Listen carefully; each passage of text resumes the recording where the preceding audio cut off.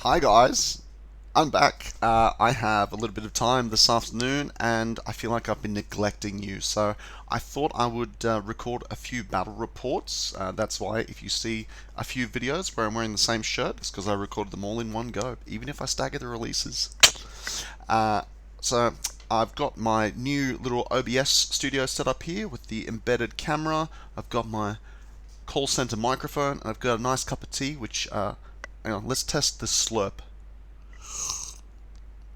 How was that for you? It was good for me. So, without further ado, so in this report, I'm going to take you through. I'm going to talk a little bit about the Empire of Sonstal, the list that I played, a little bit of background around why, and then I'm going to take you through not one but two tournament reports. So we're playing mostly one-day tournaments here in Brisbane.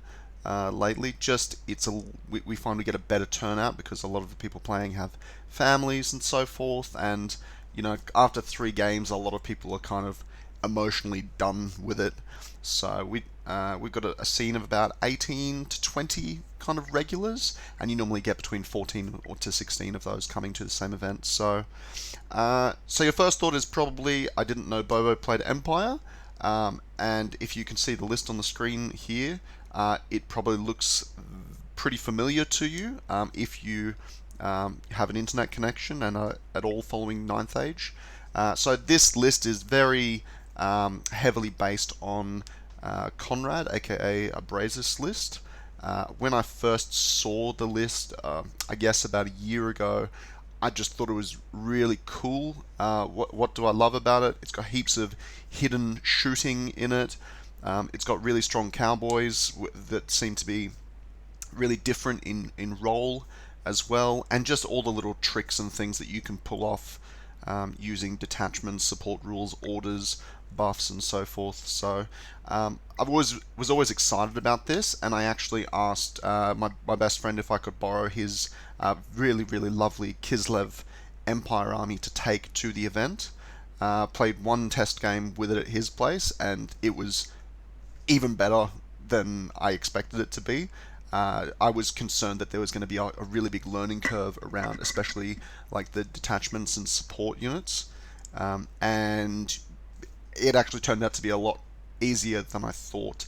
Just playing it, maybe playing high elves and like with the sea guard cover volley and keeping those units in close proximity has given me a little bit of an accelerated learning curve on that. But overall, I just found it really fit my style. I felt like I was playing advanced Tetris almost, pushing these blocks together. So it's a really awesome list. It has answers to everything, and doesn't really look crazy OP on paper, which I'm a big fan of as well. My young teenagery days of trying to put this craziest, strongest looking list together possible are far behind me. So the only change, I made a couple of small tweaks, I think, from Conrad's list, and really only one that's worth mentioning, which would be that at the time when I wrote this list, copied this list, the go-to setup was to have two Inquisitors on horses, one that was shooty and one that was fighty. Since then, it evolved into having the prelate on the horse, which I also tried in an online event. But this was, I think, the second game I had with Empire as the first game of this tourney, and I decided to make one change for myself, which was the Marshal on Great Griffin. So this guy, he's got Ghostly Guard, which is a little bit how you going sometimes, but Winter Cloak is a really nice pairing with this because you get a 2-up ward against all of the flaming missiles. Normally, the go-to build on this Great Griffin guy was to have the Hero's Heart, so that he wasn't charge dependent with his lance, and the model ends up with like 8 really good quality mid-strength attacks. I went for the lance because I think, struggling to fit it into the character allowance, but to compensate for that, what happens if I don't get the charge or a bounce? Then I added Dragon Staff, which is another little bit of hidden shooting for the list that I liked. But apart from that, I just love this army. It's got so much going. Like, you've got this guy's a 1-up armor save, this guy's a 1-up rerollable, this guy's a 1-up armor save, this is a 1-up armor save, this is a 1-up armor save. Then this shoots. This shoots. This guy shoots. the griffin shoots, the mage shoots, the rangers shoot, the pistoliers shoot, the cannon. Like, it's, I don't know. I'm sure even Conrad would tell you that this list is probably like 200 points too cheap. But that's fine. If you agree not to tell the rules team, then I won't either. And you'll get more reports like this. So that was the main thing, was dumping the extra cowboy for a griffin, and I do love this griffin. I really like having a flying mobile piece. I basically treated this guy like a phoenix on steroids. I used him for dominating a flank, keeping people off objectives, combined charging. It's an extra order. He's leadership 9. Like, it's just a really, really nice thing. And having that long range charge as well is something the list does lack a little bit. Like, apart from the cavalry, you're pretty much just all movement 4. So having that extra guy to push fleeing units off the table, for example, just makes it much more complicated for people to react to your lines. So 10 out of 10, would bang, would play again. Although you'll see in the second report I do actually drop him, but we'll get to that. Anyway, when it comes to the models for this, I checked with Trav, and he said, "Oh yeah, no problem. You can use my figures. Just send me the list so I can get it all together for you." And so a week before the event, the lists were already submitted, and Trav came over to my house, and he brought me a big tray of models, and I was like, "What's this?" He said, "Oh, this is your Empire army." And I said, "This isn't the Empire army that I'm borrowing." He said, "No, this is a brand new Empire army that I painted for you because now I knew what was in your list." And I was just flabbergasted. Like, what do you say to that? Except, thank you, that's amazing. Like, it took 16 years of like warming him up, but finally got something good out of him. So without further ado, let me switch over and actually show you some pictures of my Empire army. So Travis has like a compulsive buying addiction where he'll just buy people's collections on eBay or Facebook Marketplace.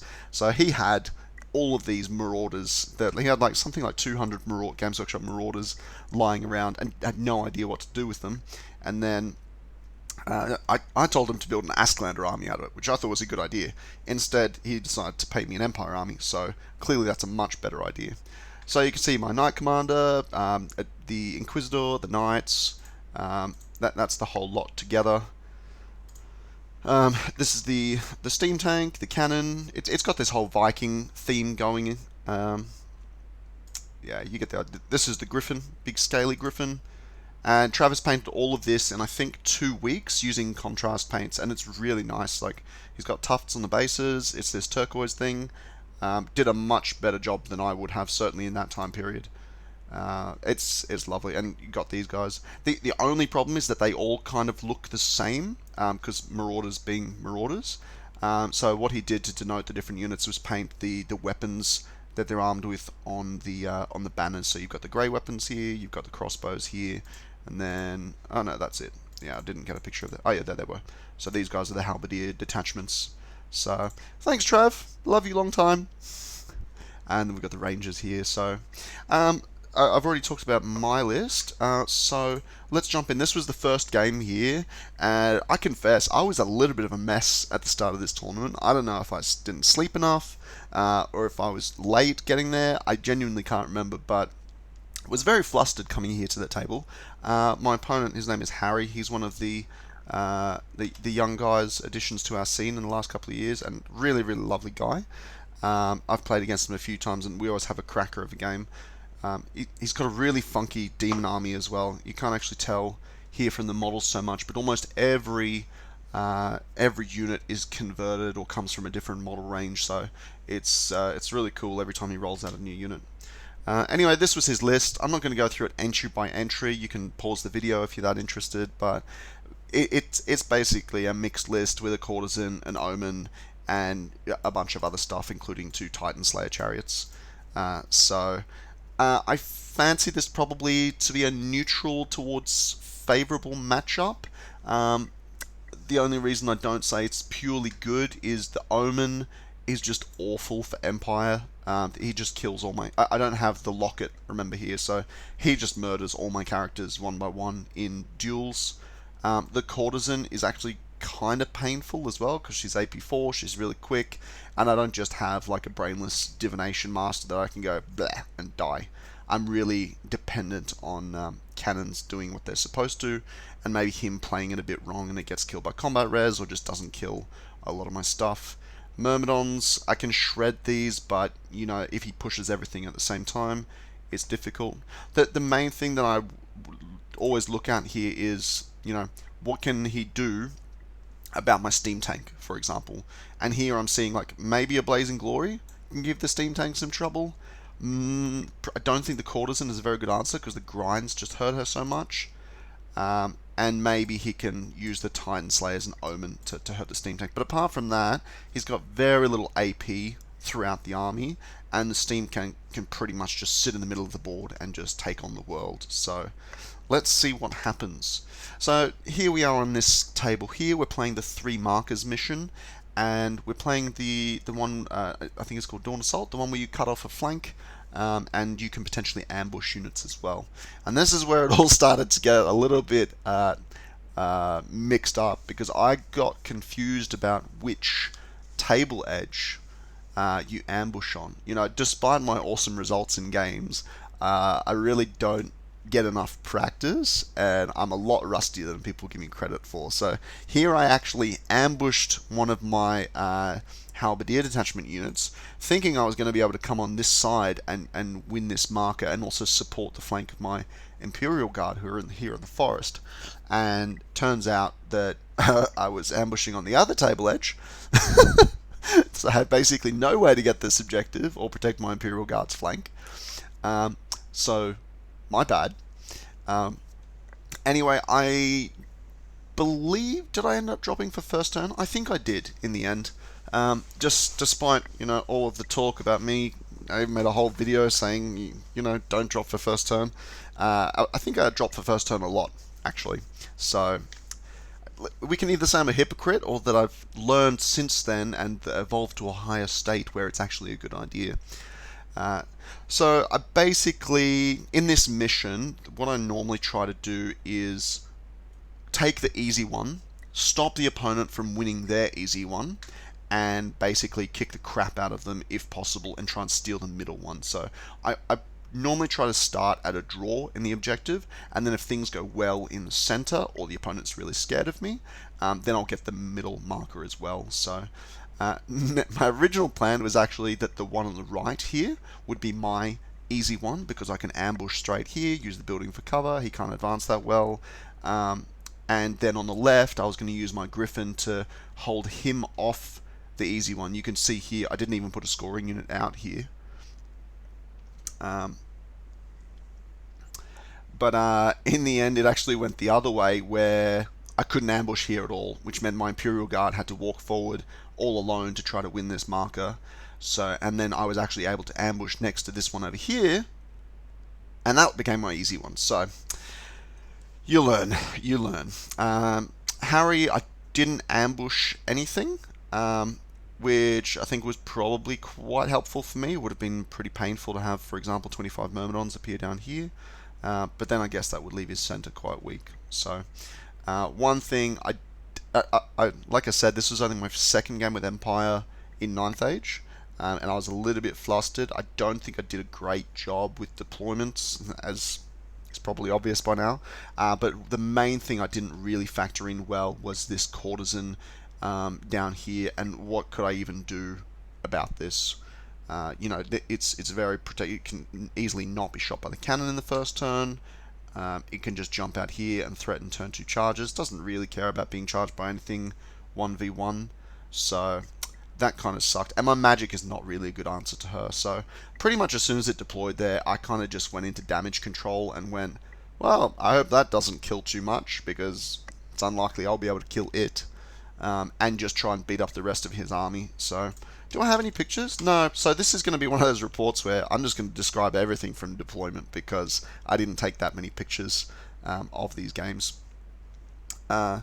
So I went first. I think I got off Unity and Divergence and decimated this Myrmidons block. My cannon actually broke, And after this game, I learned that Engineer can re-roll the misfire result, so that's quite handy to know. But now I've got a broken cannon on top of everything here. Uh, so now the Courtesan really doesn't give a crap about coming forward. And everywhere else, I basically just pushed up. But my shooting was atrocious. Apart from killing a few Myrmidons, I think I also got Ice and Fire off and wiped out the Sirens. But apart from that, I had like 36 Ranger shots, 5 pistol shots, 20 crossbow shots, a repeated, yeah, no, the repeater guns wouldn't have been in range, and the 2 cannons, and I did like no wounds, nothing. Like I did 0 wounds to the Courtesan.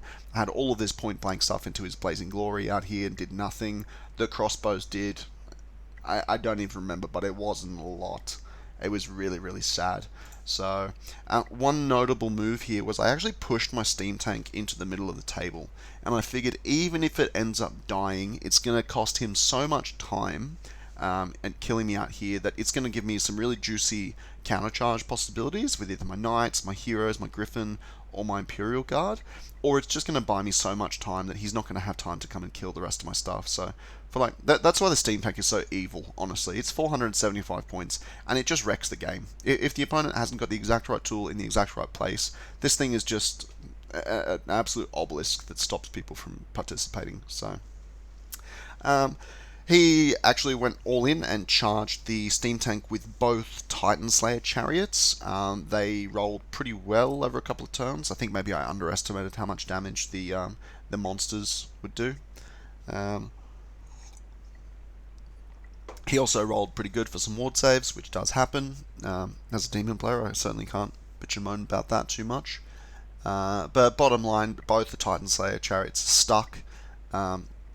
Didn't die. I think one of them got out of the combat on 1 wound. And the bit that I really didn't think about too much until it was too late was the fact that the Omen could actually, inside the Lemur block, can actually... Lima? Lima. I like Lima more. Inside the Lima block could actually charge the steam tank. And the Omen is, of course, like 5 attack strength, 6 AP3. So he just killed. And then he got off his buffs as well. So the steam tank just got ripped to shreds. I had just enough foresight to eject my Knight Commander and my Inquisitor out of this Knight unit. My Inquisitor went and eventually managed to beat up some Brazen Beasts after some shocking rolls. And my Knight Commander basically went, oh, okay, Omen of Savar kills me, so why am I here? Let's get the hell away from here. So he actually went over and not only managed to survive that little situation, although all my knights got killed by the Omen shortly after, shit happens. But the other reason was that the Knight Commander came over and actually joined the Imperial Guard, which was really important because it meant that they would get bodyguard, even though they wouldn't be steadfast in the forest. And it also meant that I could challenge out the Courtesan and deny her stomps.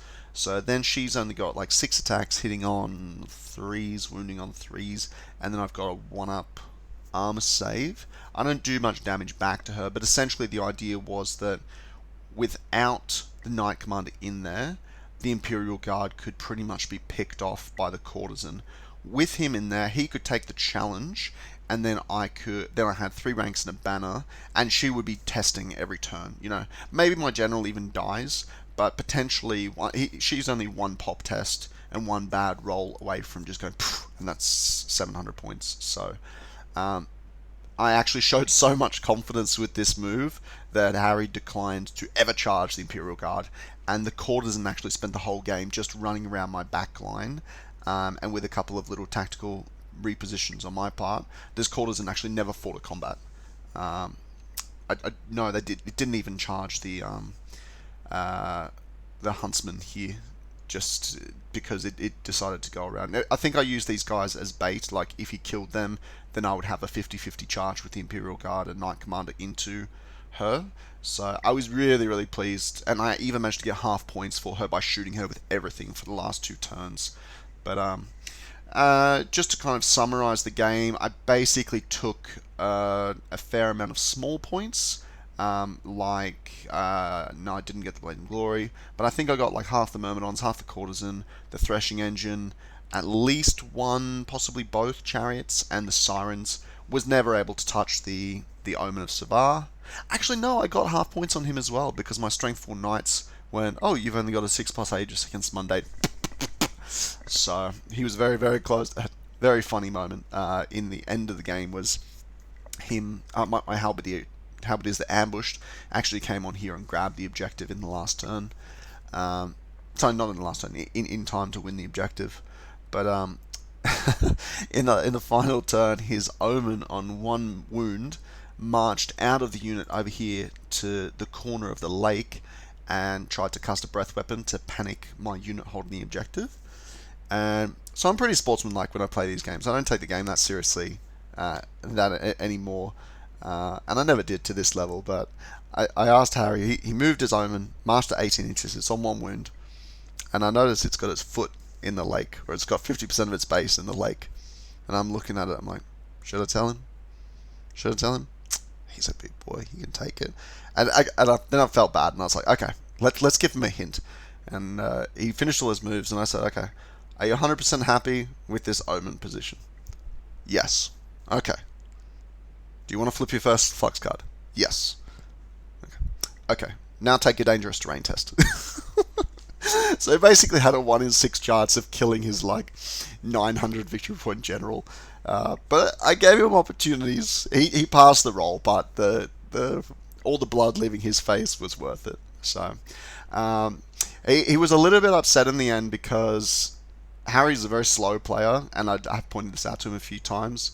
And given how badly he was actually crushing me in the center, I didn't feel particularly incentivized to try to hurry him up. So I played at a reasonable speed, and I just let him basically play at his own speed. And then he discovered he didn't actually have enough time left in the round to get back and grab his objective markers. So I actually won the mission, despite most of my army, or at least my center, collapsing. In the end, I think I lost the knights, but none of the characters. I lost the tank, and I think I lost 1 halberdier unit to this blazing glory that just wouldn't freaking die. Oh, I also lost 5 pistoliers to 1 fury, which is just ridiculous.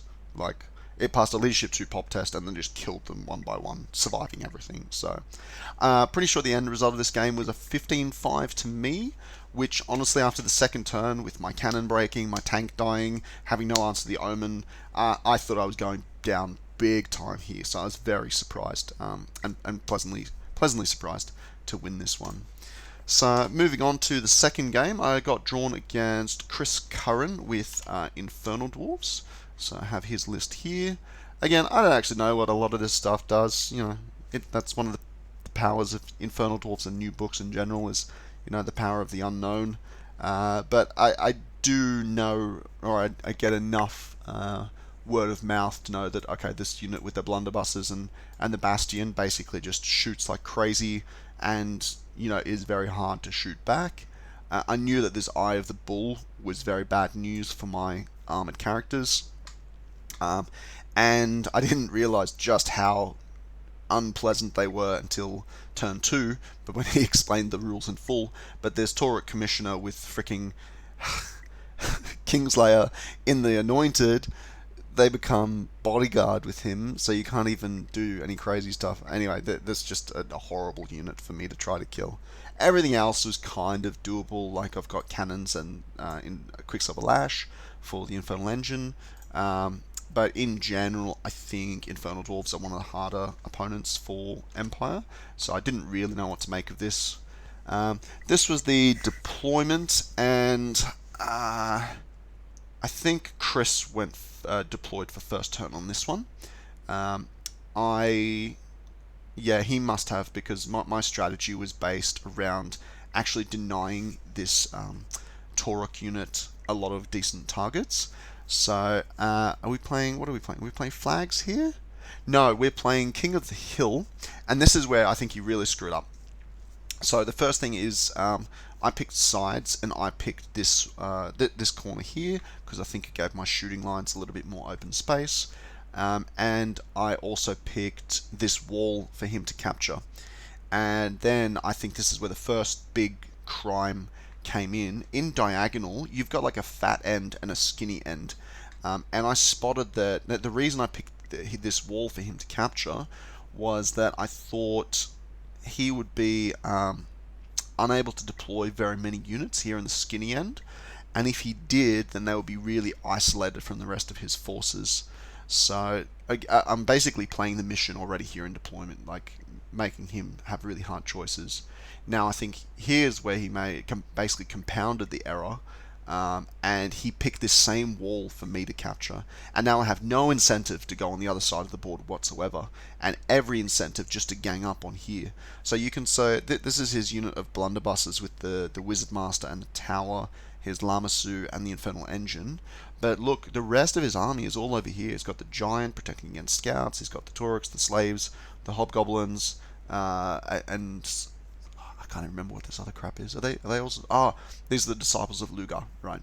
And the Flame Cannon. But the first thing I thought straight away was, okay, holy crap, his level 4, sorry, his Wizard Master with the 700 point Bastion and the Blunderbusses and his only scoring over here doesn't have a BSB reroll.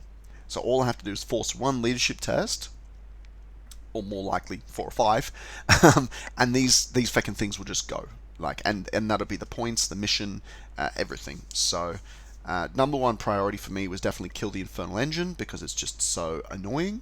My tank is equally annoying, but basically I just wanted to, you can see here I've got 1, 2, 3, 4, 5 units, 2 characters, and my cannon against this stuff here, and that's like I've got 5 scoring units versus his 1 to try to get the mission. And then the rest of my army, including the tank, the griffin, my inquisitor is out here, my pistoliers, and all my rangers. This is basically just on rear guard duty. He again doesn't have a huge amount of high strength, high armor piercing attacks to get rid of the tank. So by putting the tank in the middle of the board, it was basically like, how are you going to get past me? And sure enough, he broke unit after unit onto this tank, and it just sat there the whole game. I think at the end of the game, it still had 5, maybe even 6 wounds left, and it had destroyed a unit of hobgoblins, a giant, the Disciples of Lugar to a man, and I think it got stuck on the slaves in the end. But the tank just took on the world and created this huge bottleneck in the middle of the board. So just to run through the game quickly, because I think that's you kind of got the gist of how it was going to go now. I was actually sweating heavily early on because this thing has a freaking Titan mortar, which for some reason is quick to fire. Like, why do we need so much quick to fire in this game? Sure, quick to fire artillery piece, that'll be fine. Yeah, pass the good stuff. Yeah. Anyway, so this thing blew up. I think it got flaming swords onto it in the first turn, and it killed, I don't know, 14 out of 19 crossbowmen in the first shot. And I was like, okay, so it's going to be difficult to win the shooting fight. And then the second shot, it killed like 16 out of 23 Imperial Guard. And I'm like, three quarters of my infantry in the center just gone from 2 shots. I deployed completely out of range of the flame cannon, because I just didn't want any bar of that. Now I did manage to get some good damage onto the engine with my cannon, and I think I got a lash in. And if I didn't get a lash in, I got touch the heart, which is a really cool 1-2 combo for this list against certain targets with good armor.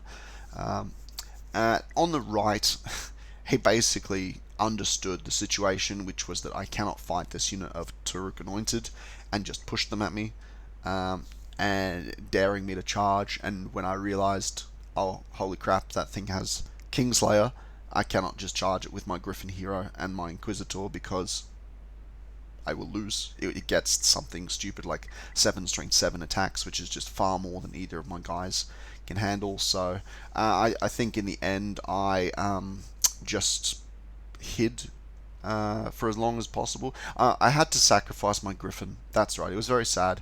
I found a blind spot that was out of line of sight of the Anointed and the Lugars, but would give 30-something slaves a flank charge on the Griffin. And I knew that this was bad news, but again, it's one of these ones where I'm trading resources for time.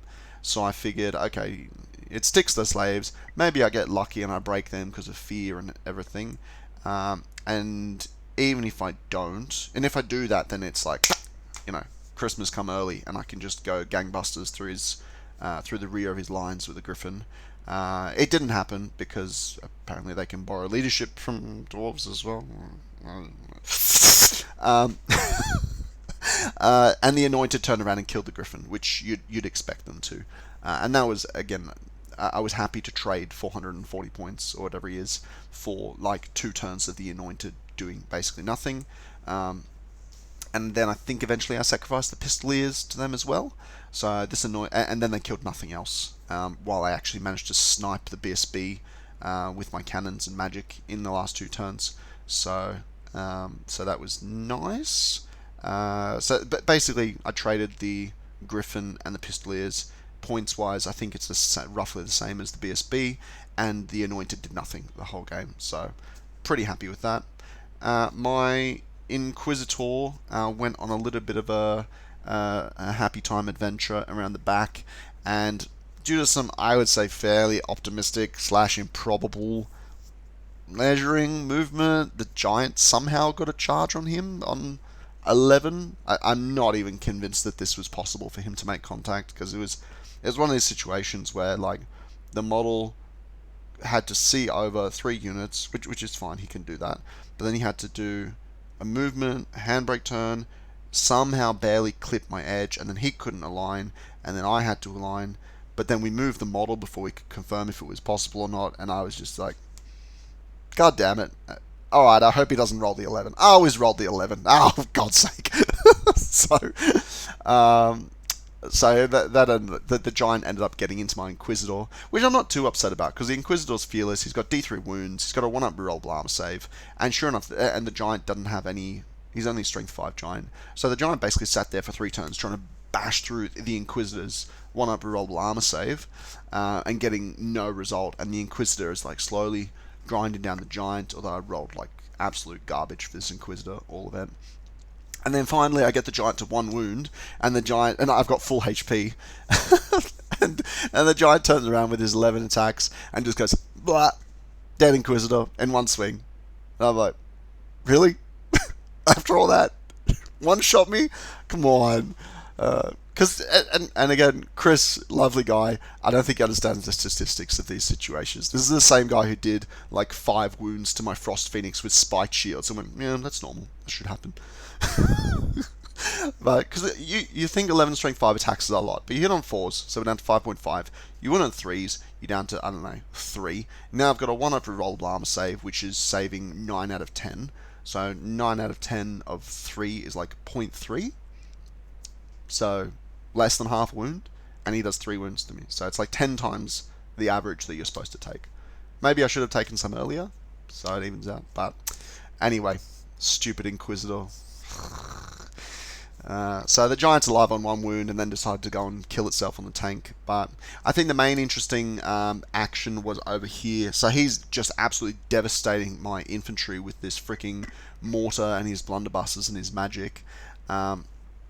And because these guys are soft cover and they've got like 3+ armor against shooting and yada yada, I didn't really have a good way to kill this unit, especially because he's got the stupid wacky stick from his hero, which basically kills any of my 1-up armor characters in 2 swings, because it's just like auto hit and die, auto hit and die.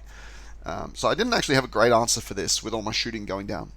And very, very, very luckily for me, I think Chris made about the only move he could that would give me a chance to kill this, which was, I don't know, I think he just had a brain fart, and he moved this unit to, I guess, about the bottom of the wall here, bottom, I guess top, and I think he just didn't see it. He's not used to checking arcs, and my knights had like a 6-inch flank charge to the unit. Which again wouldn't normally be a big deal because he's steadfast, but as you can see here, I actually had 1 rank behind, which would make him disrupted. So all I had to do was to not get a knight killed from like 6 strength 3 attacks, and I passed the 1 or 2 armor saves I needed for that to happen, and I broke the steadfast, and he had like a leadership 5 break check. I broke him, I ran him down in 1 go. Boom, unit gone, problem solved. The knights overran into the engine, which I think had 2 wounds by this stage. Killed that as well. Turned around, eventually killed the Lamasu. It was glorious. Massive screw up by him, and kind of the saving grace that I needed to get back in the game. I don't know if I would have had any other way to get this unit otherwise, because my Imperial Guard failed like their Leadership 9 rerollable panic, and then fled 12 inches, and then rolled double 6 to rally and ran off the board. So it was absolute devastation over here. But as I mentioned, I just managed to keep my cool, pick up points, like snipe the BSB, got the Giant, and he just kept committing to bad combats. Like these Lugars should never ever charge the tank, because they're strength 4 AP1 with paired weapons are just going to kill. It's just a matter of how long does it take me to kill them. So in the end, I think I won. It was between 17 and 19. It wasn't the full 20, because I did lose, my expensive characters and the Imperial Guard. But a really nice win. And I think we did manage to play 6 turns in this one, so that was nice. So who have we got for round 3? Sam. So Sam is the youngest terrorist of our tournament scene. And this was the first event just after the book had dropped. So some of this stuff might look a little bit weird or outdated, but don't forget as well that this was just after the book had come out. So some of these rules wouldn't have even been the same. Like the Black Fur veterans would have had different rules to what they do now.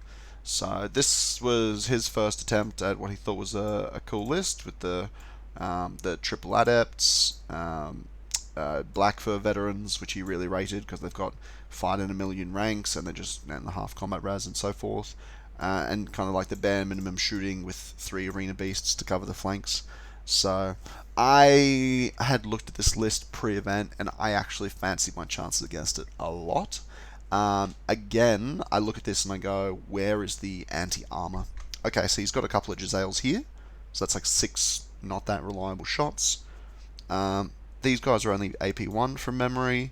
He's got Hero's Heart here, so AP3 on one guy with like, what's he gonna have, 5 attacks? So that's alright. But against Vermiswarm, you should always try and kill the characters anyway, because they've got really crappy defenses usually, and they don't have the half combat res rules, so they're normally only slightly harder to kill than rank and file, but you get points, and you don't halve your combat res with wounds you do onto them. So pro tip, kill the characters because they're worth half what the unit is and a lot easier to kill. So yeah, this was basically like a 2-block pushy list of veterans, but I think it had a lot of issues here, and it's probably no surprise that this type of list isn't really seen now that the book is a little bit more mature and people have had a chance to test stuff out.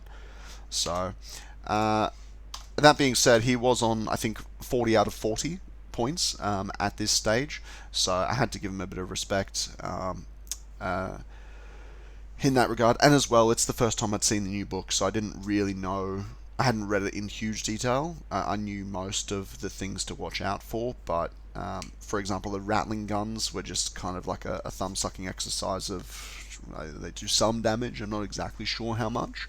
So I believe this was one where I dropped for first turn. Just based on my deployment, I would say that I probably did just decide to go for it.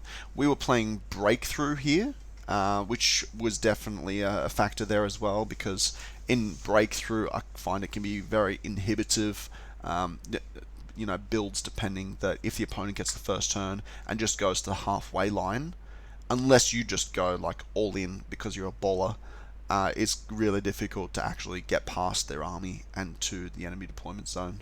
And like I said, builds depending, you can kind of play around this a bit. But in short, I think these were the Jail guys out here, the Rattling Gun guys over here, the 2 random mover beasts on the flank, and then obviously his main blocks and his bunker in the center. So I dropped for first turn. I didn't actually advance a huge amount. The main reason to go first was just to get more shooting in. Normally when I play against armies like this, or armies in general, I always try and pick up all the support elements first. here that would mean the arena beasts, because once you've picked off the single models and the fast cav and so forth, then blocks kind of become a lot easier to deal with because you can choose if and when you want to engage them. So priority here for me was definitely smash these arena beasts, and you can see here like my cannon has line of sight to all three of them. My rangers don't need to move to shoot at them. I I had this annoying building here, which is probably a result of Sam picking sides, and I had the water here. I didn't hate my side, but I was very leery of, for example, these brutes just going down and doing the touchdown here in my corner, especially with him playing second. Pretty annoying. By getting first turn was easily worth it, I think. So I pushed my tank up here behind the hill just because he has very little answer to it, and it can then charge pretty much anything in this central area, and then I dictate, when I want to engage or disengage. I didn't manage to completely kill an arena beast in the first turn, but I did manage to put some hurt on, I think, the outer two at least. I had fireball here as well, so like I guess I wouldn't be casting lash, but ice and fire, touch the heart, fireball is three pretty good spells on top of the lethal strike shooting, the cannon, and so forth. So the arena beasts were really struggling here. I think the key moment in the game actually came in turn 2. Random movers are really hard to play, I think. They're a little bit brainless because they can charge 360, but if you are not really good at timing when they're going to go forwards and how extreme they're going to go forwards, then they can get you in a lot of trouble. And to his credit, Sam actually tried to do that here. This right-hand arena beast, he basically angled it into the table edge so it didn't come too far forward, because I had, my griffin, my cavalry, a halberdier unit all kind of waiting to gang up on it. That being said, it looked like it was quite a far distance from my knights, so I think we're just in the inside of the lake here. But when you pop the movement order, the banner of speed, this unit goes to movement 9, and so I think it was 18 inches away, so I had a 9 to charge the flank of this arena beast in the second turn, and I thought, you know what, even if I fail, I had my pistoliers ready to intervene and chaff stuff. I had my rangers, and even then he would be quite far away for the counter charge, so I thought there's not a huge risk to going for it. And if I do get there, then the worst he can kind of do is charge me with his brutes, and these are shooting brutes as well, which I didn't think was that advisable for him. The only really scary thing would have been the fact that I am out of BSB range over here, so if he does win the combat, then it's like leadership 8 or less, break check for a lot of points. So, however, being fearless from the Knight Commander is really awesome because it means you don't have to take any shitty panic tests. And I had the Inquisitor in there who's doing D3 wounds to the Rat Ogres, so I wasn't too worried. I decided it was worth it. Anyway, I made the 9. I got there. I reformed here right in front of these brutes, and Sam decided the best option was basically just to accept that these guys were in huge trouble and try to shoot off as many knights as possible with the Rattling guns. And I think he killed 6 or 7 of them with the Rattling guns, because he went the Trial and Terror and all that jazz. Something really noteworthy, actually. In the first turn, I put my binding scroll on the Comet because I just wanted as much shooting alive for as long as possible, and he went for the snipe on the tank with the Thaumaturgy snipe, and the first spell of the game, he had Flux 1 card, and it's quite funny because last time we played in the final round of a tournament, I got the Flux 1 card on the final turn of the game, and I 3-diced a spell that I shouldn't have, and I triple sixed my Sentinel, and it cost me 3 battle points, and cost me first place in the tournament, because someone jumped me. So it was kind of a sweet irony that Sam triple sixed his first spell of the game in the final round of the tournament against me, and exploded his Thaumaturgy Wizard, who also had the Comet, in the first turn, and that was just like immediately, whew, awesome. great. That's one less thing I have to be worried about because, Comet will eventually kill the cannon. It will take a big chunk of my crossbows, and God knows what else. It's just too annoying.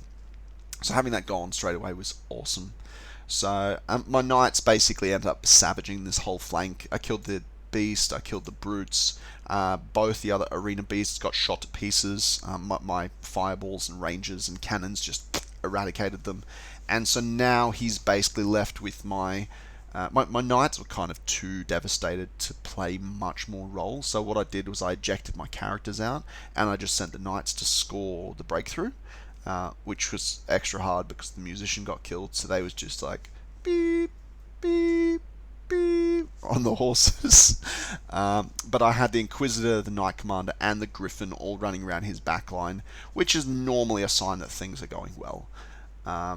Meanwhile, the bunker somehow ended up fighting the steam tank because they just ran out of places to go. I was shooting the absolute, like all my shooting then turned into these left-hand brutes who I think made a fatal indecision by trying to come after my crossbowman, whereas they really should have just gone straight down for the touchdown in the left-hand side. So they actually ended up getting killed to a man, thanks to the timely sacrifice of my engineer to buy me one more time of shooting.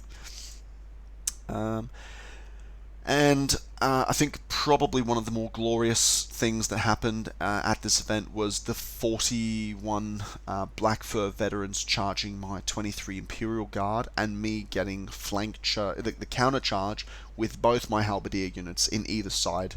That'd be a good one to have a picture of, but because I get fighting extra ranks, like 32 halberdier attacks and 11 Imperial Guard attacks, with all wounding on 2s, but despite that, he beat me on kills combat res, because that's just how the Vermin Swarm rule is just crazy. I only won combat because I had like 3 banners, charge flank, big flank.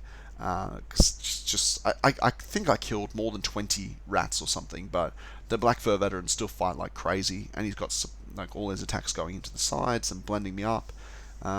So yeah, but I did manage to break him in one round, and then it was just really bad from there. Like he couldn't really do anything. The tank pinned his bunker. All my characters eventually went in. My Imperial Guard, another support unit, chased off the other veterans. It was a complete rout. So really successful game for me, and I think my pre-game theory helped a lot, knowing that this wasn't it's Vermin Swarm, I'm going to lose. Because he did have that fundamental weakness against armor. Funnily enough, while we were sitting around waiting for other people to finish their games, he's sitting there and just adding in all of like poison wind globes, toxic this. Like that's what we call results oriented changes. So in the end, I actually won the tournament. Obviously, getting a 20-0 on the top table in the final game will do that for you. So pretty nice to get my first trophy with only a few games under the belt. But the army was just awesome, awesome to play. So in between here and there, I think I only played 2 more games with the Empire. One of them you'll have seen on this channel already. It's I played that online game against the dwarf, the French dwarf holds, and I played another game in that event as well. It was a Empire mirror match against an English player, which I may do a report of at some stage. I've got a few snips, but didn't have a huge more experience from there. But sure enough, we move on to another event, and I think there's close to a 6-month time lapse here, moving from the first event to the second one. So that's what we call 2 zoomed in. So only having a limited model pool, I didn't have a huge option to change my list. Not that I would really want to anyway.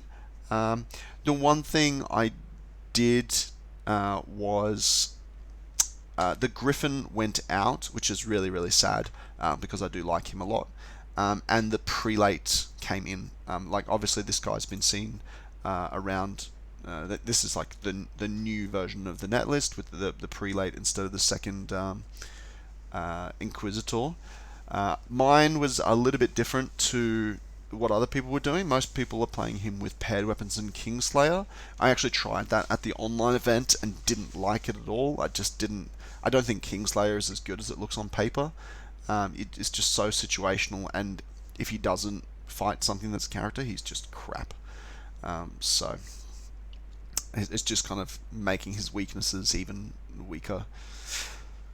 So the main reason, and I also don't think the prayers are very good. I honestly, the prelate for me is like the most underwhelming thing in the entire list. The reason that he gets to have his place is because of the other change I made, which was getting the Light of Sonstall onto my Knight Commander.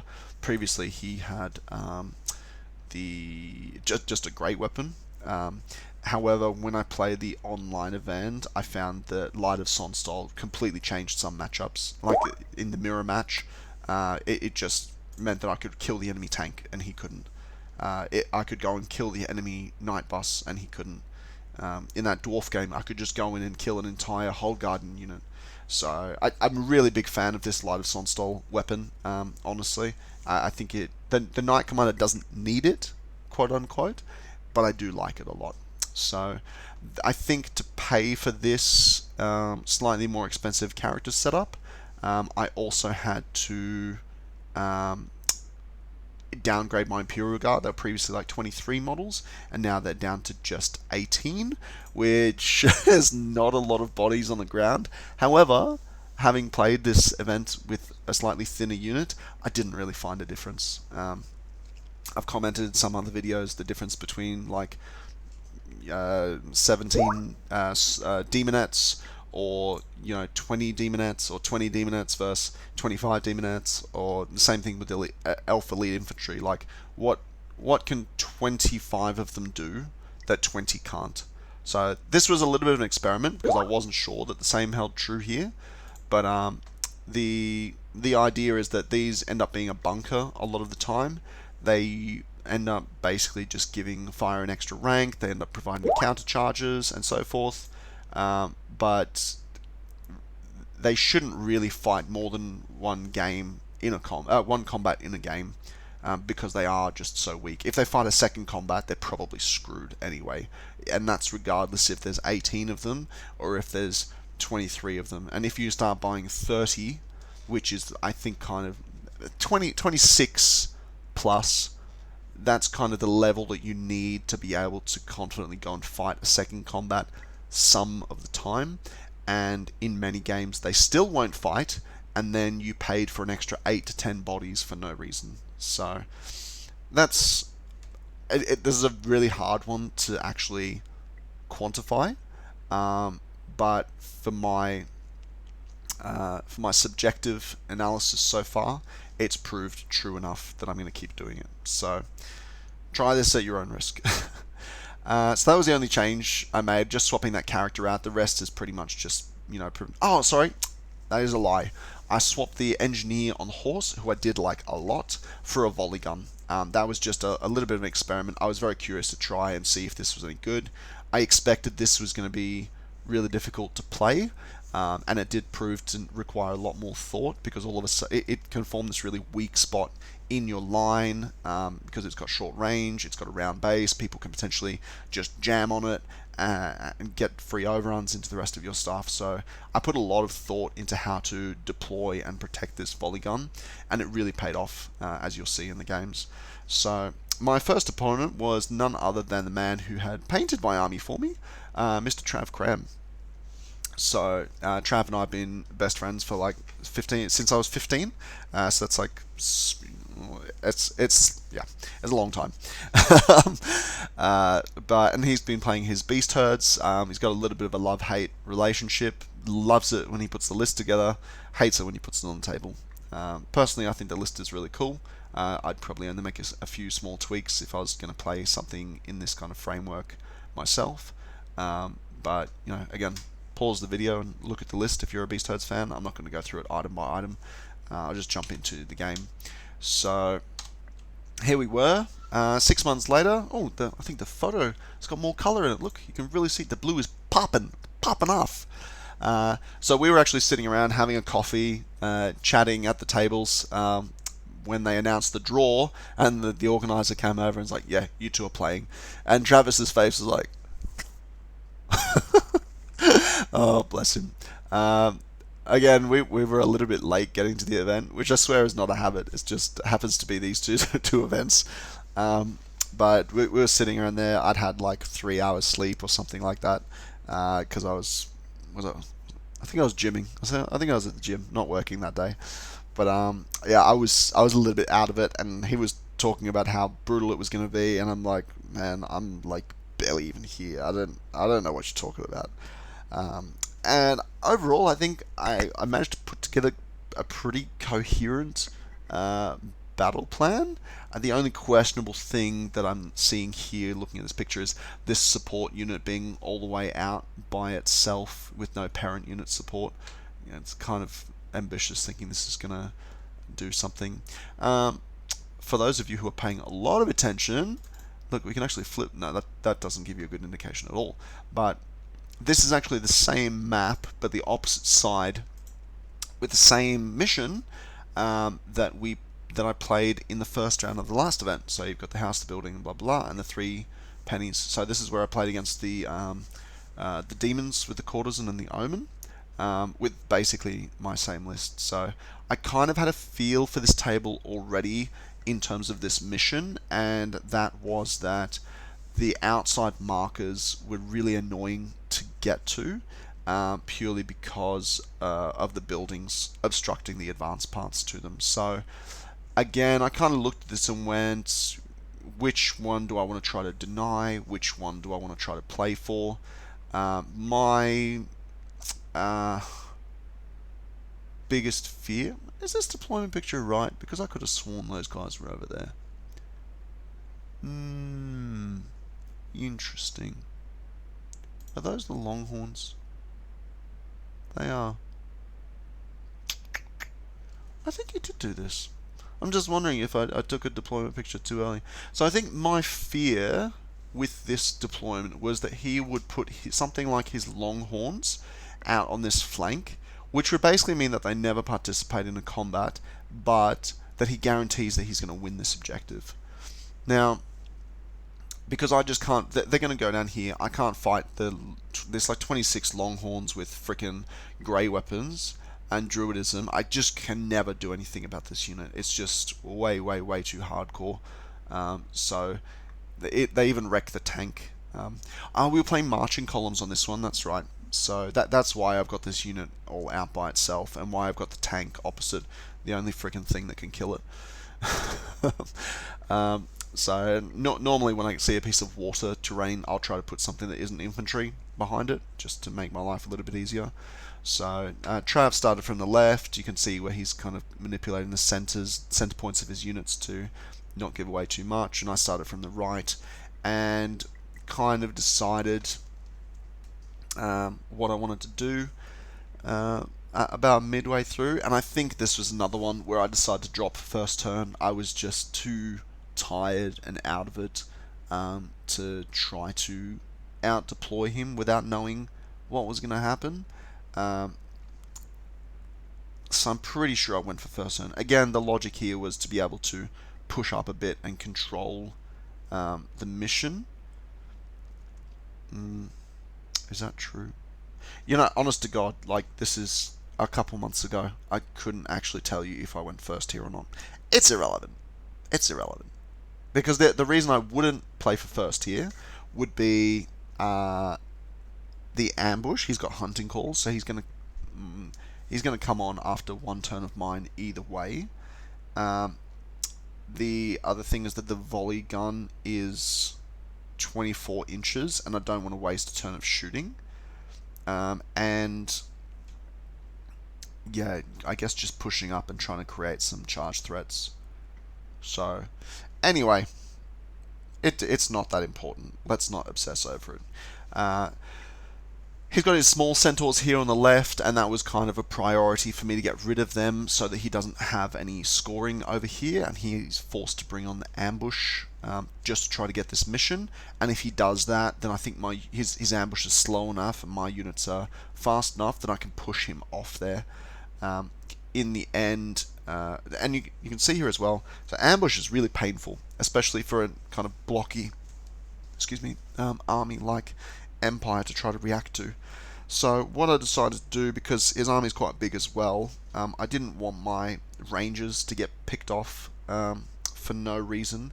So and he's a little bit slow as well, right? So I'm like really going through all of the attributes that he's got in his army and trying to think, okay, he's a big army, okay, that's a strength. How can I exploit that? Okay, well, I want to be far away from parts of it. And okay, so he's a slow army, so I don't need to chaff him straight away, which is why I can afford to have my pistoliers a little bit further back. And what I actually ended up doing was using my pistoliers and this unit of rangers to block off all of this board edge close to my war machines, so that if he wanted to come on with the ambush, he would basically be charged straight away with a steam tank, or he would face the potential of all my shooting, plus potentially like my knights turning around and getting him, although that'd be a terrible trade for me, or my halberdiers going and bashing him up. So he brought on his ambush, and I think the what are they called? The Ungors, the little pokey guys, they came in on the corner and eventually got beaten up by. Don't I have another thing? There should be another thing. What would have gone to kill them? I think I just shot the shit out of them. I think I would have just shot them with my pistoliers and rangers and stuff and panicked them off the board. I think that would have been the best that I could do. But I managed to deplete these centaurs enough that he kind of got a little bit hopeless and charged into the flank of my halberdiers here just outside the building. I managed to stick the steadfast, reform and grind them out, so my halberdiers here took this marker. My knights pushed up just over the edge of the wall. I didn't want to make it too defensive because I actually wanted him to charge me, and he actually decided to go for it, which I thought was insane because I've got standard shoot, I've got counter charge, and then I actually beat him in combat as well, I think. So, because he's got grey weapons on his centaurs, so all of my shit just goes first. I think, yeah. But this centaur unit didn't even make it. I just completely eradicated them with. Oh, maybe a few made it. I think the knight commander took them off. The knight commander and the prelate combined to take them off. Sorry, not the prelate, the inquisitor combined to take them off before they could strike. The razor-tusked chariot didn't make it, which was probably very lucky for him because it would have just broken on combat res. And I actually had my knight commander on the flank of the unit so that he would have to touch him. So what I then ended up actually putting my knights into the I think I got the flank of the Minotaurs on a pursuit move or something like that. But the Minotaurs just then also got eradicated because they'd already had a lot of my shooting into them as well. And I'll be honest here, guys. I played against Trav's same list on the same table about a week beforehand when I was playing Dread Elves. And we even played the same mission. How sad are we? But I'm getting a little bit mixed up between the two games because he deployed really, really similarly. But bottom line, it was a very bad time for him here because a similar thing happened where the Minotaurs got eradicated. Maybe I just shot them. I don't freaking remember. I'm sorry. This is terrible. But some other inglorious stuff happened, like my prelate with freaking Locket going into the block with the Beast Lord, challenging the Beast Lord, taking 2 wounds from the Beast Lord despite the Locket, and then breaking from combat res. And then the Beast Lord's block went into my Knight bus. Sorry, the prelate also got run down, of course, by the infantry. The Beast Lords, and my idea here was, so I charged because I think he managed to divert me, or I didn't have enough space to align, or something like that, where I couldn't get my full night bus into his main unit here. So what I decided to do instead, yeah, I think it was because I was too close after I killed the Minotaurs to reform and charge properly, something like that.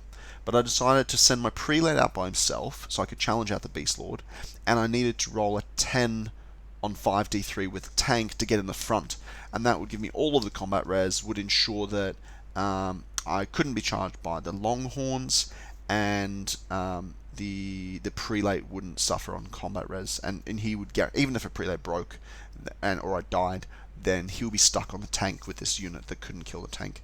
The tank rolled 9, needing 10, which meant that the prelate went in by himself and died horribly. The big Beast Lord brick pursued into my knight unit. I think at this stage my Inquisitor was off on magical adventures hunting down chariots. So the the Beast Lord then did 2 wounds to my Knight Commander, and then a regular rank and file Wildhorn killed my Knight Commander. This is all in one round. However, because this was a pursuit move, the sequence of it meant that I managed to charge the flank of his block concurrently with my Imperial Guard, so that was the end of that unit. So I lost my prelate and my general to his main unit, just by freak occurrences, but I managed to wipe out and run down his main unit, including his general. And I think from there I pursued into the Longhorns, who were stuck on the tank, not having a very good time because I was using Perception of Strength and healing to keep the tank going.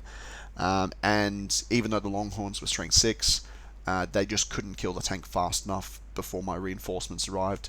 And I just killed all of the Longhorns. I just let some Druidism shit go off and just went, whatever, I'll kill them slower, but I'll kill them eventually.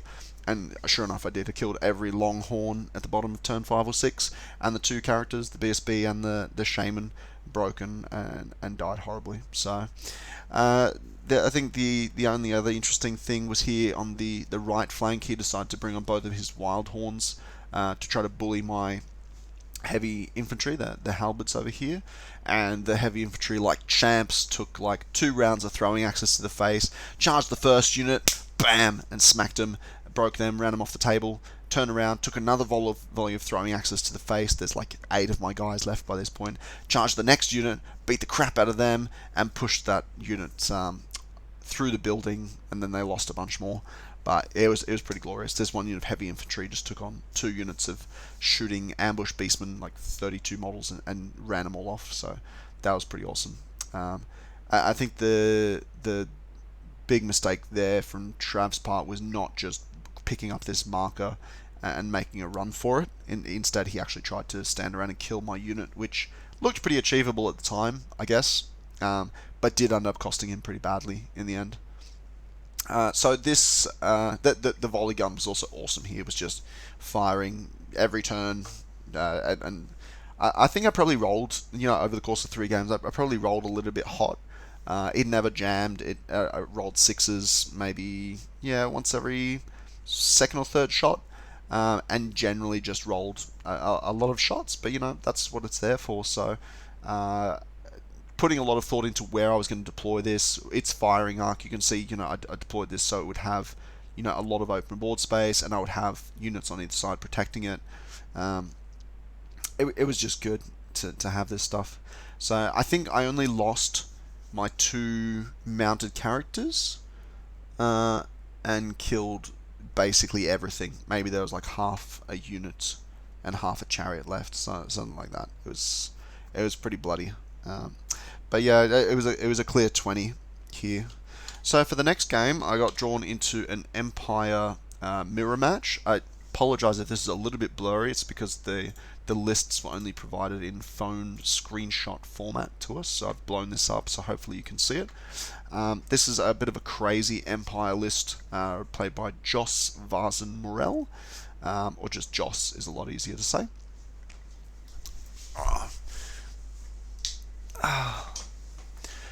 And he's got basically the crazy all-infantry army. And I've played against this, or variants of this, a couple of times. And the thing that you don't really get until it happens to you is the fact that these support units are really annoying. And it's basically because they parry. They've got 20 wounds. They don't panic anything except each other, which if you set it up correctly, they shouldn't. And basically, they like the unit of 5 Great Eagles in the Elf armies. They basically push up in your face, you charge them, you kill a bunch, you feel good, and then they break, and then you go, shit, now what? Do I chase them and I'm exposed to his whole battle line, or do I just stand here?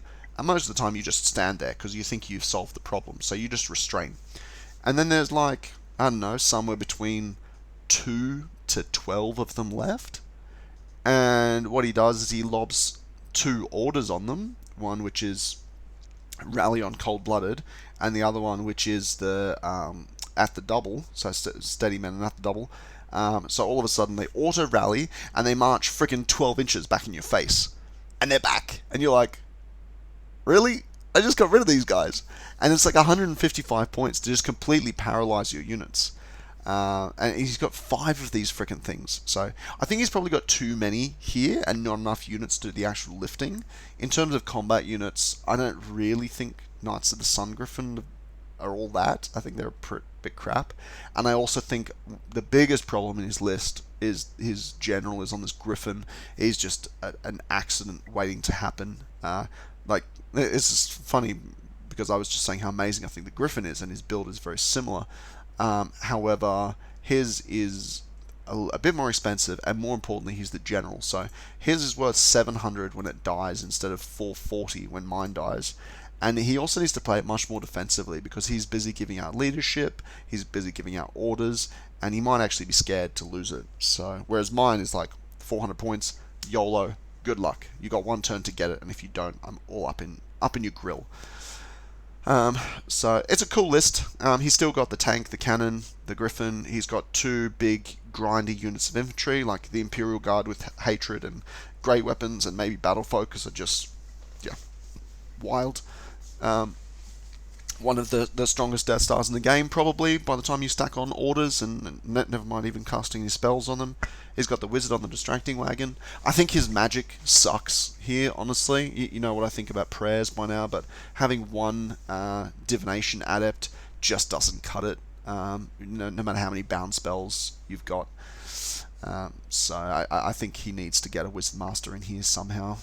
To make this a viable list, but it's a really cool experiment. It's very manly, and I think it was potentially going to be a little bit of a hard match. So here we are. We're playing Hold the Center, which is probably the worst possible mission for me, given he's got 160 plus wounds that score, and I basically have to just stand in the middle of the board and get charged by all of it if I want to win. So I wasn't expecting to win the mission here, which sucks a bit. However, I've got much better magic. I think I've got better shooting, and probably... Okay, I've got less units, but I've got more concentrated high... My combat units are more mobile, essentially. I've got a unit of knights. What do you want? Alright, so I think my knights are really strong here, again, because of the Sonstall. The D3 wound guy is also really good for his griffin, his tank, his other characters, his Knights of the Sun Griffin. My rangers are not really great here, so I was prepared to just use those as kind of let's see what happens type units. And again, I didn't feel he had great answers to the steam tank. I'm pretty sure he took Lash, because why wouldn't you in this matchup? And he's got the 2 cannons, but I think the steam tank cannon is pretty crap, first of all. I don't really count this as a second cannon when I'm doing my estimations. And I thought he's got so many units, he might actually struggle to get out of the way of the tank. So I dropped for first turn, shut up, and I tried to position myself to give him some really hard choices here. Basically, my cannon covers this kind of, this kind of arc here. I could draw on this. Can we be bothered to draw on this? So my cannon is covering, this sort of arc here. So which basically means that, and you can see, here obviously he's got his 3 high value targets, and he decided to place all 3 of those out of line of sight of my cannon. However, anticipating that, I had my knights here with my Sonstor guy directly opposite here, so that if he did put his tank behind the hill, which he did, then I would have a second hard counter, which would make it really hard for this tank to advance. And also, what my experience with these flying heroes is that once you go behind a hill, it's normally pretty difficult to come out. You know, if you have no way of removing this cannon, which he doesn't, then what is this griffin going to do except hide the whole game? So, we can probably stop editing this now. So my knights pushed up here on the hill to zone out his advance and pretend like I was going to try and score the mission. I would love to have tried to draw it somehow. I just didn't know if it's going to be possible.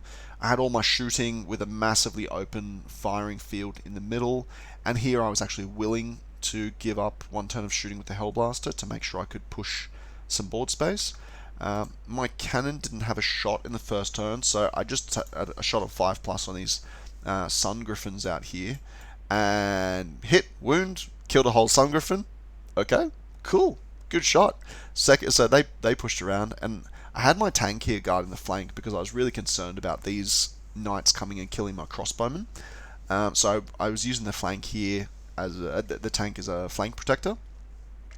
And there turned out to be no need because my second cannon shot of the game at the same target hit on 5+, wounded, killed a Sun Griffin, they rolled 6, and then ran off the board.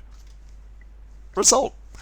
So that was great, and that just made my life so much simpler over here because I wouldn't have to scramble about protecting my crossbowmen. So I got a little bit ticked off, not with my opponent, just with life. When in the second turn, he chaffed up my Knight Bus, but my Knight Commander could charge past the chaff and into the steam tank.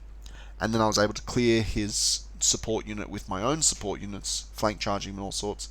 And I thought, okay, this is brilliant. I'd already put 2 wounds onto his tank with a spell or the steam tank cannon. So he had a 5-wound tank. And I thought, okay, this is perfect because I can solo out my general.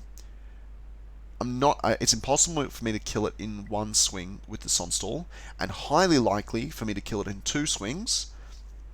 I think I might have even put the +2 weapon skill spell on to make sure. And what that means is because I kill it in 2 swings, then I'm in combat during his turn, so he can't just cannon off my general. Perfect. And then so I'd go out, bang bang, kill the tank, and then I can charge something else, or I can just jump back into my knights and woohoo, 500 point profit. What actually happened was I charged the tank, did 2 wounds, and it killed me.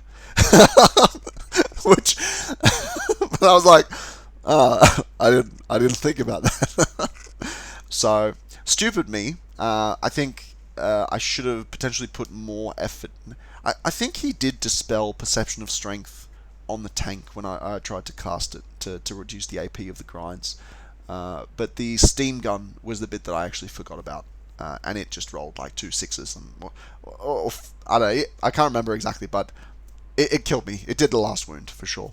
I don't remember how many saves I had to roll, but it was savage enough that he got me.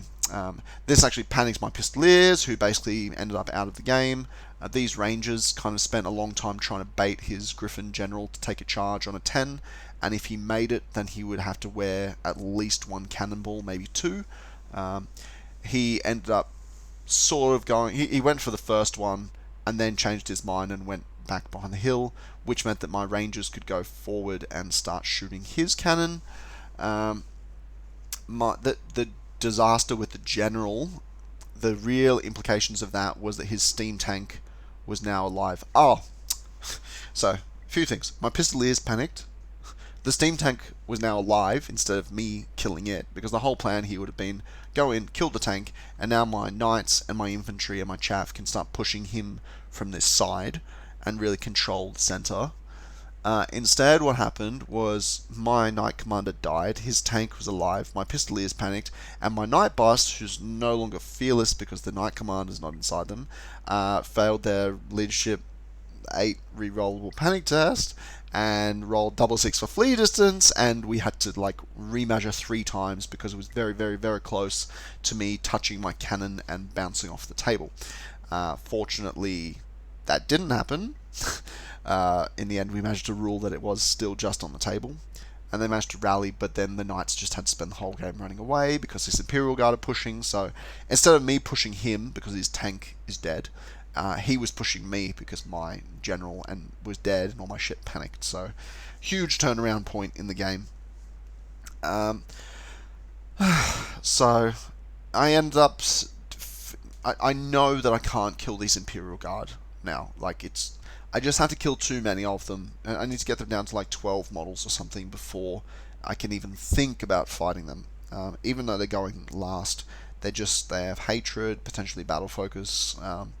It's just I just gave up trying to kill this unit, and I decided, okay, I'm just going to feed you whatever you want to kill, and try and kill the rest of your army. And I actually did. The steam tank killed one detachment, and then pinned his other halberdier unit. Again, he just can't get through them, which let my Imperial Guard flank charge and break his main 30-man halberdier unit with a prelate.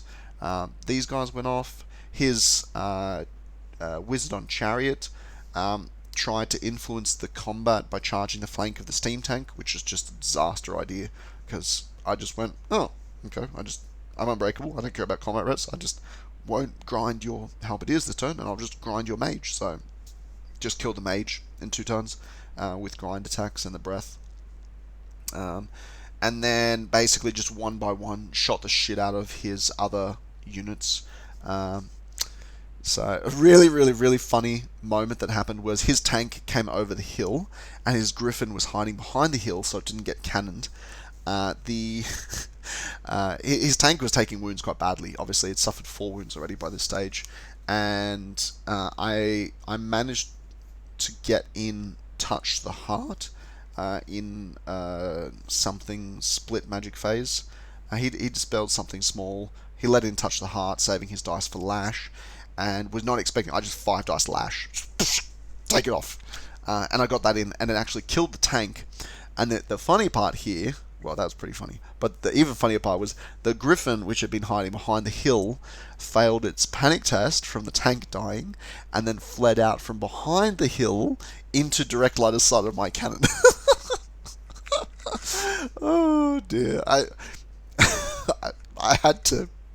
I had to give him a little bit of car park justice for that. I thought that was very funny. After the crap he did to my general, and my knights failing panic and rolling 12 inches, the griffin panicking on the leadership 9 rollable was hilarious. So the cannon missed. All right, calm down. The cannon missed, but it was it was a funny moment.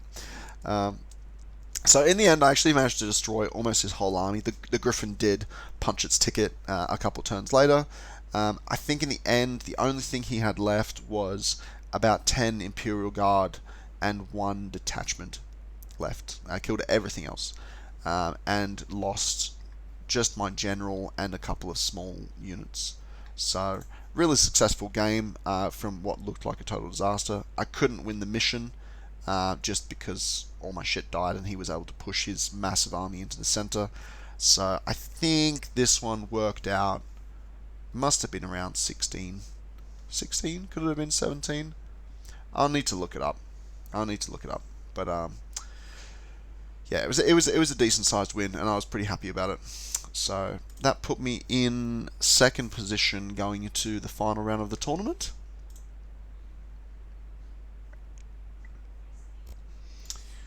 So for the final game, I was drawn against Ryan Usher, who's a very competent, very lovely player in our scene, and turns out to be an amazing painter as well. And he's playing a super unoptimized Warriors of the Dark Gods army.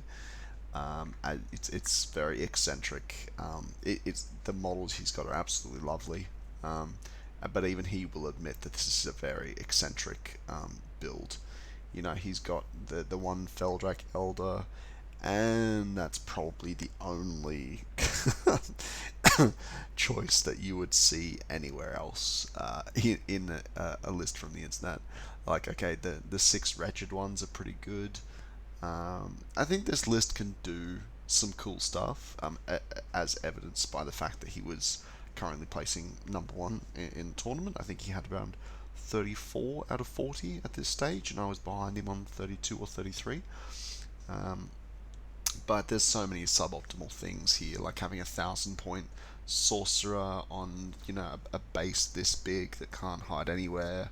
Uh, he's got some target saturation, like he's got 3 monsters, a battle shrine, but the army is so small. Like, just look at it; it's just crazy. But again, you can pause this and have a little bit of a look. But in short, like, this sorcerer is pretty dangerous for my army. Like, if he can get consistent evocation spells off, he's got he had Veil Walker, right? Yeah, he's got Veil Walker evocation.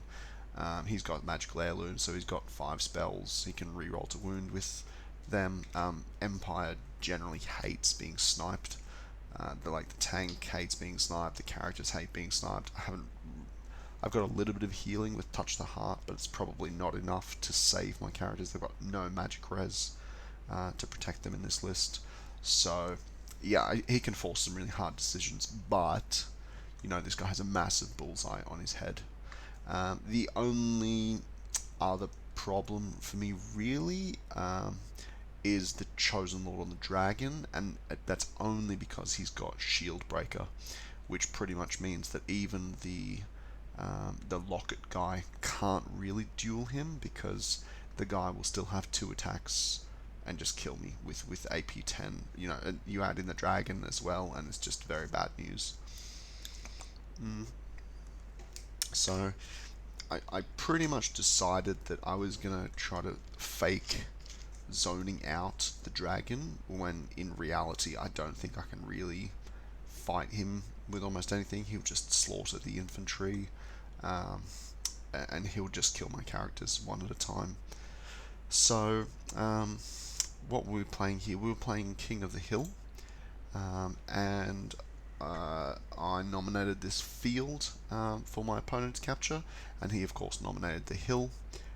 The logic in both cases is just give the opponent the furthest possible distance to walk. And much like my game with Trav and the Beast Herds, my biggest concern here was if he literally just took his 24 Sloth Warriors and put them on this flank, shielded by the building, and just walked them into this objective.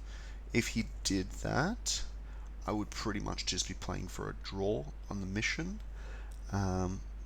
As it is, he actually put them defending that same the hill there, so it kind of ended up the same situation, because I didn't really feel like I had any good means to kill this unit of Sloth Warriors.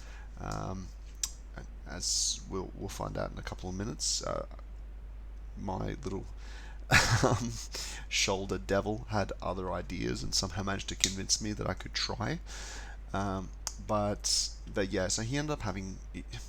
We actually went for a coffee before we played this game, and we were talking about what the matchup, and he knows that this is a terrible match for him. Like, I've got 2 cannons, the Sonstal, and all these rangers, and he plays Empire as his main army. He knows what this is going to be like.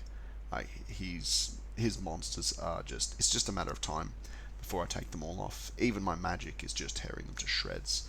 Like Lash, Touch the Heart, even Ice and Fire, just a wound here or there just adds up really quickly.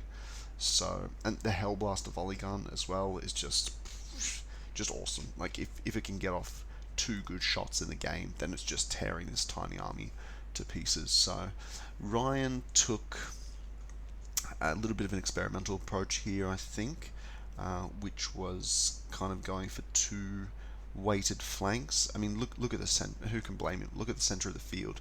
It's a complete killing field. Like, there's no cover here at all for him to use.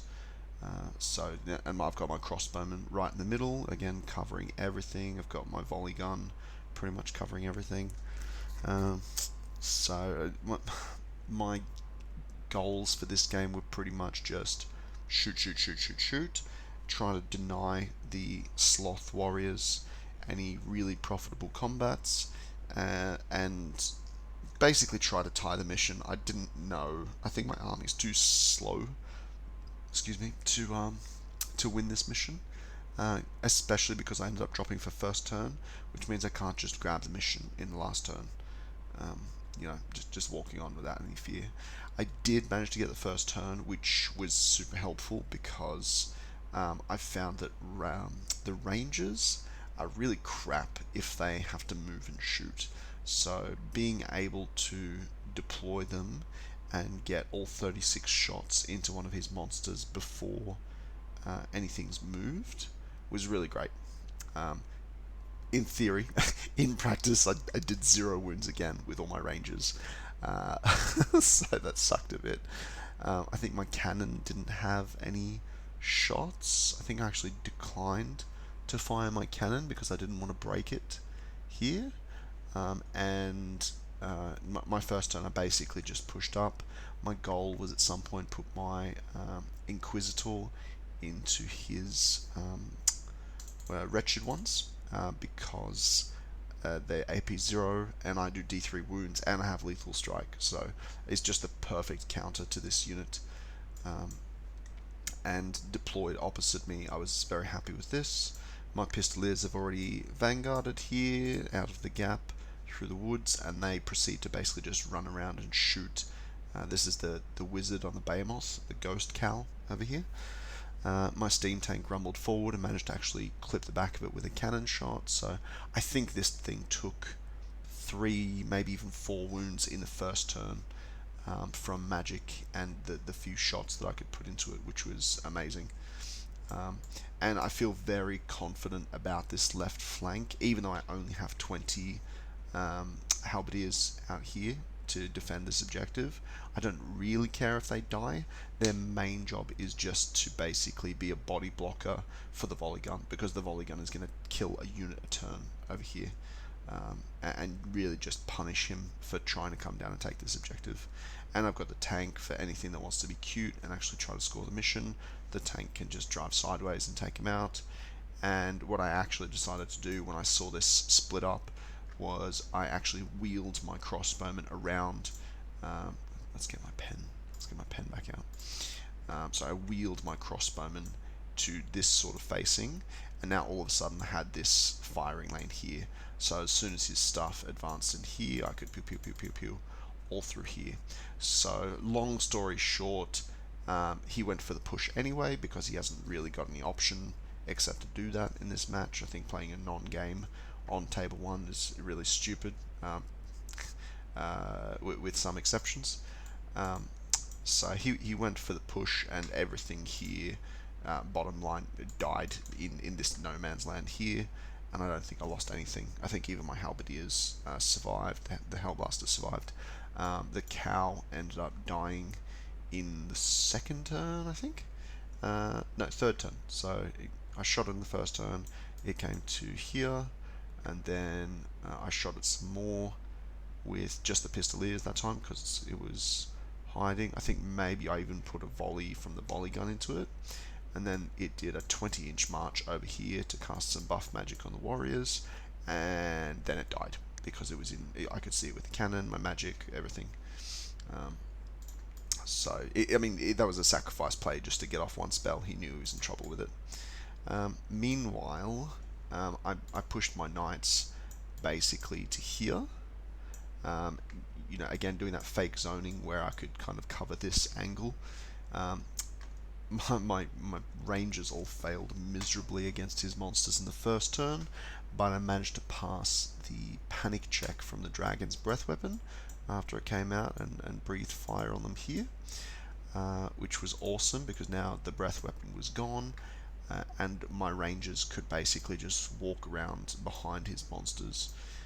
Ryan took the approach of actually ignoring the rangers and just trying to get into combat with his monsters, which, given how cheap the rangers are, like the rangers are 134 points a unit, it's really cost effective to go chasing them, and you'll probably take some wounds while doing so. That being said, this meant that my rangers at some point would kill his monsters because, like, he walks to here, he walks to here, the next turn he's going to walk in here, and so now he's taken turn 1, turn 2 when he's here, turn 3 when he's here. That's like close to 100 shots that he's taken already with just fishing for sixes. At some point, I'm going to be rolling the sixes, and they're going to die. So I think this is where maybe having one more of his units out on this side, but like these Marauder Horse guys in that same formation in here would have been quite useful to push up and basically, like, if you want to stand still to shoot my monsters, then I'm going to charge and kill you with these. Oh, don't do that. So yeah, it in the end, so the dragon came out, breathed on some stuff, and then my cannon took 4 wounds off the dragon, and I think either the rangers or my magic finished him, and boom, that was the end of the dragon in turn 2, gone. So the rangers really underperformed in turn 1, which I think actually gave Ryan the confidence to come out. I think if I'd put 2 or 3 wounds on him, he might have just decided to stay behind the rock the whole game. But because I failed so spectacularly, he actually thought, hey, we're in business here, and went for it. And then the dice picked back up, and I just annihilated him. So that was pretty awesome. So the Dragon Lord was gone. My Inquisitor went out and charged into the Wretched Beasts, which were here as planned. And in the same turn, I'd actually pulled him out of the unit, so he was here and went in. In the same turn, his warriors were up here on the hill, and my knights were here. And I looked at it, right, and I thought, I'm gonna go for it, which is stupid. Like in hindsight, it was really not a good idea. I thought I was going to be able to buff myself much more effectively than I actually did in reality. So I went in, I had my prelate, I had my knight commander, and I had the full unit of 9 knights, so that's like 11 bodies, and he had the full unit of 24 sloth warriors. Now, the problem I had was, normally what I would want to do here, like these guys are Resilience 5 with Strength 6 great weapons, and they've got the Zealots banner, so they fight in 2 ranks with their full attacks, which is a bit that I missed. So my problem, normally what I would do with a unit like this, it's like a 900 point, combat Death Star.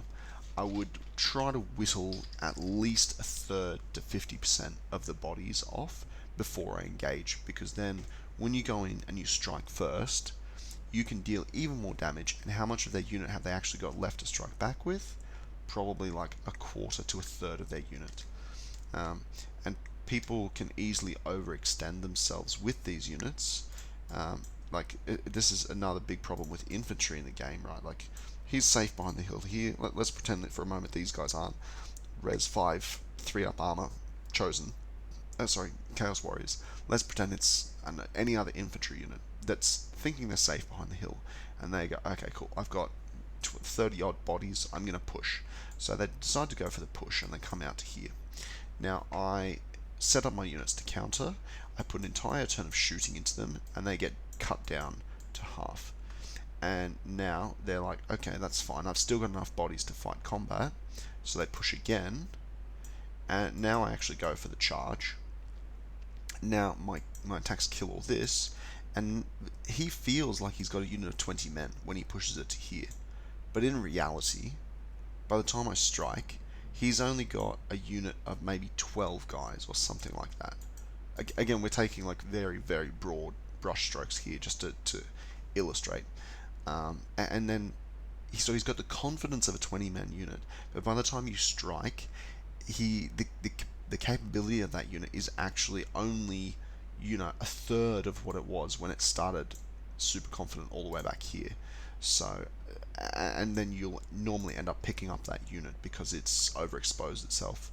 And infantry is too slow to change gears and go back behind the hill. Whereas if I had my same cavalry unit, say I start my cavalry here, and I go to here, and the guy shoots me and cuts my unit in half, and I'm like, okay, well, this is bad. I can actually just walk and go, I can do a swift freeform and go like 8 inches backwards. Um, and all of a sudden, the things that were threatening me from the front, they can't push on me anymore. And infantry just doesn't have this benefit. So, anyway, my problem was that I couldn't do this plan because my shooting was now pointing this way because he had a unit of Chosen, a unit of Fast Cav, a unit of Chaff, a War Shrine, and this monster. It's like 5 things, and I only had a Hellblaster and 20 Halberdiers defending this objective. And this would have been a massive swing if I couldn't successfully defend this point. And like maybe I should have just sent the tank in here to get the job done. And to be perfectly honest, I can't remember if I did or not. But I think what I did was I actually sent the tank a little bit over this way, knowing I would have time to get back. And that was because I wanted to pew pew the dragon, which had landed here with the cannon, to make sure I got the job done. Because if the dragon started charging whatever it wanted, the game was just going to be a complete mess. So I was kind of firing all over the place. Like I had my Hellblaster firing here, I had tank firing that way, I had these guys firing here, and then I had my crossbowmen firing here, and I think I even had my magic and pistoliers firing at this monster back here. So it was a little bit of a mess, but I actually foresaw this in my movement phase. And even thinking about the following turn, I realized that I wouldn't have the resources or the time to actually put the dent into the warriors that I needed. So I decided to charge my knights into them at full strength. Now my thinking was that, okay, so I've got the Sonstal with Hatred, so on average that should be 3 or 4 guys dead. Then I've got, okay, the prelate goes at the same time, but I have like 10 knight attacks, hitting on 4s with the reroll, and then wounding on 3s. Potentially, I was looking at getting the prelate buff, the reroll to wound spell in. I have perception of strength to reduce his strength and armor piercing, and I have I think I had the divination buff as well.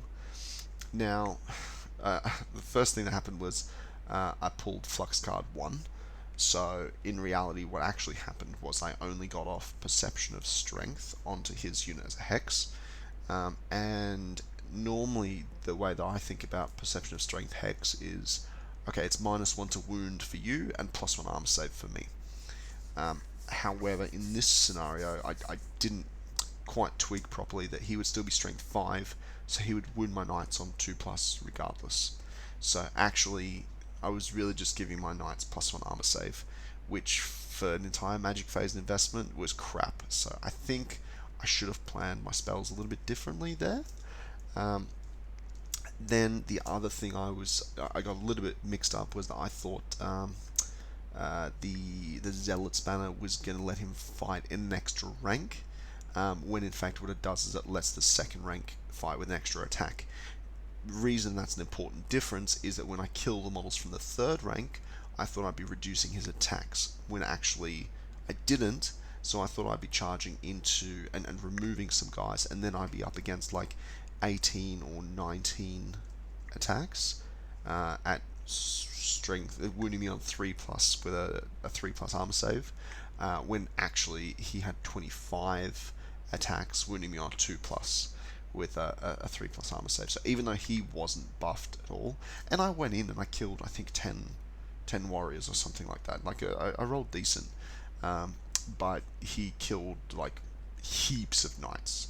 He did a lot of wounds to me. He did like 15 wounds or something, and I managed to make enough saves that I had, I don't know, 2 knights left or something. But it was very bad, and then I was basically just counting on my knight commander to survive long enough to either wipe out the unit, which didn't happen because next turn he was like, well, I'll just kill your knight commander. So put like 12 attacks in the knight commander and killed him, and that was the end of that combat, really. I did manage to wipe out, I think I brought the warriors down to about 1 rank worth of guys, but I lost my entire knight unit, my knight commander, my prelate, and all the knights. So that's like, and yes, by the way, that's 3 out of 3 games I get my general killed. So that was ill-advised. This was a kind of shitty timing as well. So this clusterfuck happened up here, and then I had in here was the wretched ones fighting the Inquisitor, who was once again having a very bad day at the office and just struggling to kill anything. The dragon had gotten killed over here, but his Feldrak Elder, which was over here, managed to make a long charge, I think on a 9 or a 10, and actually got the flank of my Inquisitor. Now, I had managed to position my BSB to be within 12 inches of the Inquisitor, and by some freak miracle, I think I made all my armor saves, and I actually stuck the break test in that first round, which was pretty incredible. This let me then commit my halberdiers into his flank, and I put Perception of Strength on my halberdiers, so I had like 16 Strength 5 attacks to try to hurt the Feldrak, and did nothing. The Inquisitor did kind of get his act together a little bit, and popped a few wounds onto the FDE before everything broke, and these guys died, and he got run down, and now the warriors, the remaining warriors were also in this combat. So all of a sudden I had like the 6 warriors here, the Feldra, the wretched ones here, and the bloody the Feldrak Elder here, and they'd all just pursued to this position. And I had like my Imperial Guard here, just bunkering my characters, my crossbowmen facing the wrong way, my cannon, my knights were dead. So it was pretty hectic. And yeah, what did I do here? I bailed my characters out. My BSB and a mage formed a unit together, which I actually do a scary amount of the time. My Imperial Guard got pushed in front of the warriors and wretched ones, and I basically just shot the shit out of the FDE, and I did manage to kill him with the very last bow shot of the phase. So that was quite fortunate, otherwise this cannon was a goner, and God knows what else, because once they start moving, it becomes harder and harder to take them down. So the warriors charged into my Imperial Guard, and we beat the absolute crap out of each other, but I managed to lift off the rest of the warrior unit. By now all of his left flank was dead, so he was left with literally like 3 wretched ones at this point, versus the rest of my army. And the challenge was that it had taken so long turn-wise to kill all this stuff, that my infantry only had like 2 turns to try to reach the objective, and he still had the wretched ones to try to stop me. So I actually made a Hail Mary play. Like, I went for it. I was dragging the Hellblaster, I was pushing the tank to fire the cannon, I was marching all my archers to get up in here and just try to bring these guys down, because if I kill the last wretched ones, then my Imperial Guard can actually run onto the objective in the final turn. As it turned out, I had to fight the last 2 wretched ones with my Imperial Guard and kill them in order to get to the objective in turn 6. And one wretched one, of course, survived on 1 wound to lock me down for the final movement phase. So I killed it in the last turn and tabled the army, but I didn't manage to get the objective. So this, I think, despite losing my general, my Inquisitor, my Prelate, the Knights, and these guys, I didn't lose anything else, and I managed to win 17-3 in this one, which was enough for first place in the tournament as well. So pretty happy with that. Again, I don't play this army a ton, but I really enjoy it. It just does everything. Like it has so many tricks and tools in it, especially now I've got the Sonstall as well. I'm still kind of down about the cavalry characters in general. Like they feel really awesome some of the time, but then they just suck sometimes. Like the Prelate just, I got 2 attacks of the Grey Weapon. Whoopty shit. Like, He fights worse than a swordmaster, and he's 370 points or something. Like the extra channel is all right, and if it wasn't for the hatred, I would never play that guy. Even with the Locket of Suna, I just think it's just, I don't know. Yeah, but I mean the army's awesome, and I really enjoy playing it. It's really cool. I'm hoping that the really big one for me was that the Hellblaster. It didn't die in any game. It just rolled really nice amounts of shots. Like I don't think I was particularly dicing anyone with it, um, but it just was really consistent. It got killed in the second game when Joss's Empire managed to break through the center. How do I get out of here? Um, and I think that's it. Yeah, that's the last picture. But yeah, two first place finishes. I hope that made it worth your while. I hope you enjoyed the reports. I don't know if I'll be playing Empire again anytime soon. Not for any real reason other than there's other stuff that also interests me, and I mean the list is pretty much as close to perfect as it's ever going to get. Thank you to other people for testing the crap out of that for me, so I didn't have to. But yeah, so six really cool games against different armies and different players, and yeah, I hope you enjoyed the report. See you in the next one.